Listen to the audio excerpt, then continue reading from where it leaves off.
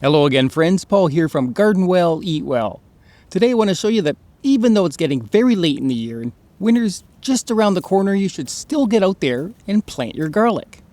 It's a crop that's very forgiving, and it's usually one of the last things I do in the garden every year.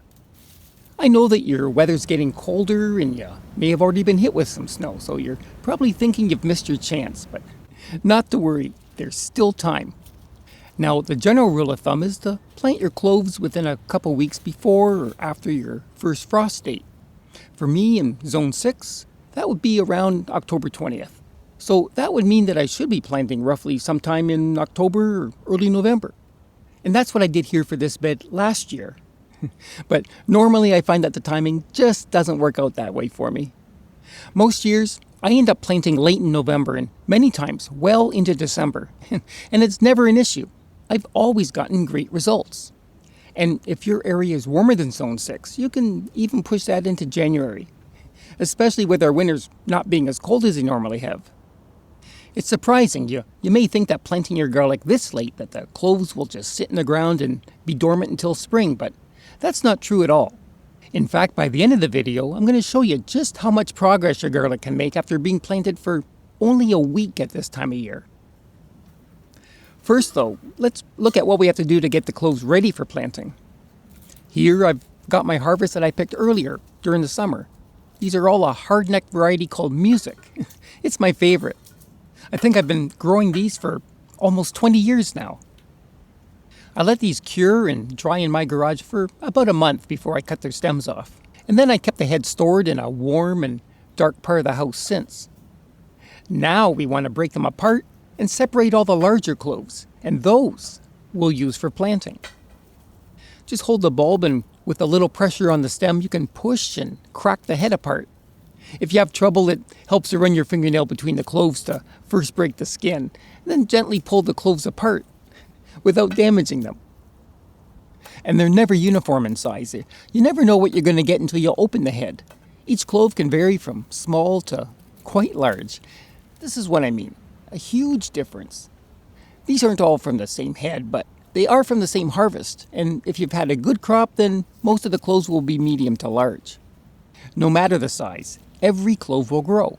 But if you want to grow larger heads, then you have to start with a larger clove, so that's why I'm sorting them. All these smaller ones, they'll just produce smaller yields, so instead, our plan is to just use these for eating. I try to plant in a different bed every year to rotate the crop, but garlic really doesn't have too many pests, so it's not that critical. First, lay out the rows, and I use some sticks for that. I've got a ton of these all around the garden that constantly get reused when I plant new beds.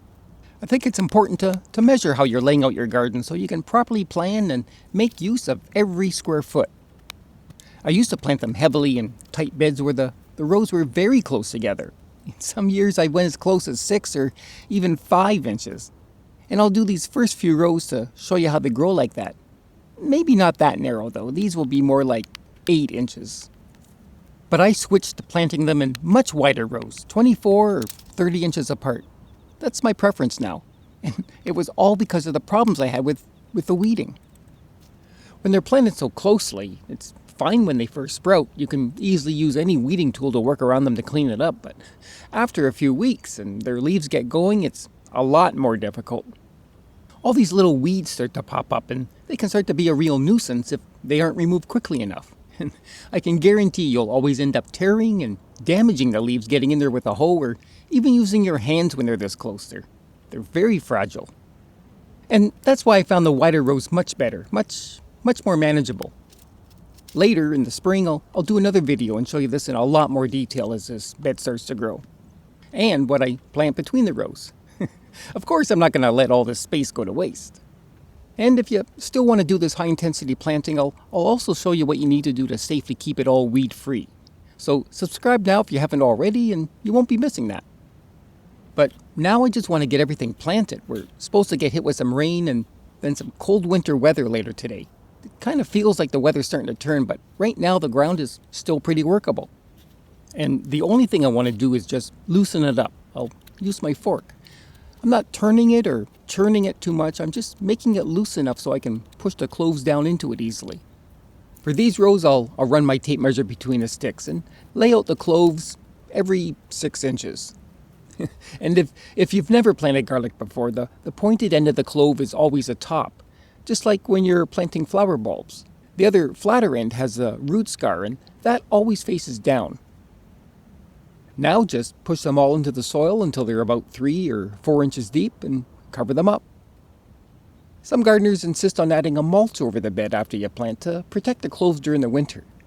I don't do that. I used to when I first started gardening, but I found the garlic to be pretty hardy and resilient and just not need it. And we've gone through a lot of cold winters over the years, but I never had the cloves freeze on me and not sprout. So that takes care of the narrow rows. They're all planted. Now I'll tackle the rest of the bed and loosen up these wider ones. I'm trying to finish all this planting today. It'd be nice, but it is starting to rain now. This is turning into a race because they were also talking about snow later tonight. You may not be able to see it on camera, but it's definitely not clearing up, and it's a pretty cold rain too. I think I may have to hold off and wait for this to pass. Well, we got the rain, and then it turned to snow, and now we're stuck with some freezing temperatures for a while. I'm still hanging in there, though. The temperature is expected to go back up in a few days. Not a lot, but just enough to melt the snow, so you just have to wait it out. You could plant right now even with the snow. You know where the rows are and the soil is loose, but it's all a matter of comfort. Here we are now. It's been a few days and the snow is melting. I'm definitely going to be able to finish planting today. It's still cold with only a few degrees above zero, but it'll be even warmer later this afternoon. The problem, though, is that with all the rain and snow we got, the ground is going to be pretty mucky. So just picking up where I left off, it's actually warmer than I expected, and the snow's all gone. But as I thought, the soil really is wet. Walking on it now is going to compress the ground, and that's going to damage the soil structure. It's certainly not good for your garden. And it's not doing our shoes any good either. So I'm going to try and scrape this mud off, and we're going to do all this in a better way. The issue is that we need to reduce the compression and not disturb all the natural layers in the soil as much. That's easily solved by just stepping onto a few boards to spread our weight. And the more surface area the board has, the better. Unfortunately, all that rain saturated the ground and also settled the soil back down, so I need to loosen it up again. But this time around, it doesn't take as much effort. Like I did before, I'll measure and lay out the cloves, push them down, and then move the board to the next row. As you can see, this is much better, hardly any effect with just the top of the soil now getting only slightly compressed. Nothing like it was before, and it's a lot better on your shoes too. One question I'm always asked is, when should you fertilize garlic? Well, when you first plant your cloves, all we want is for them to start developing their roots now, so they can be ready for the main growth in the spring. The roots need phosphorus, and there's usually enough in the soil from the last crop for that. It doesn't get used up as quickly as nitrogen does. So my answer is that I don't add anything right now. Most fertilizers have some nitrogen, and that will promote the green growth that we normally want for our plants, but at this stage, we don't want any of that. Later, in the spring, once the sprouts are going, I'll fertilize then and side dress each row with some rich compost or a slow-release fertilizer and just work it in slightly. Finally, we're at the last row. The cold's been a little tough on the hands, and even with the problems we had with the weather. The whole point of this video has been to show you that it's not too late. The ground still has a lot of heat in it and may not freeze up for a few weeks yet. And that's why we can still use this time to get the garlic going. Oh, and as I mentioned earlier, let's take a look at those first cloves I planted. It's been just over a week, about 8 days now. Let's see if anything's been happening. Just gotta find them. That's why the row markers are good. Wow, that's pretty good. Let me wash it off so we have a better look. That's coming along nicely. Just grab another to make sure. Yep, the roots are really taking off. It's exactly what we want, and they'll grow a lot more before winter really sets in. Plus, there's no sign of any stem forming yet. That's perfect. I know if I had planted earlier, these roots would be much further along, but these will turn out well. At the same time, though, you don't want to be planting too early where it sprouts and starts poking through the surface before winter even hits. Any of those early shoots would be killed off and they would have to regrow in the spring, possibly setting your garlic back.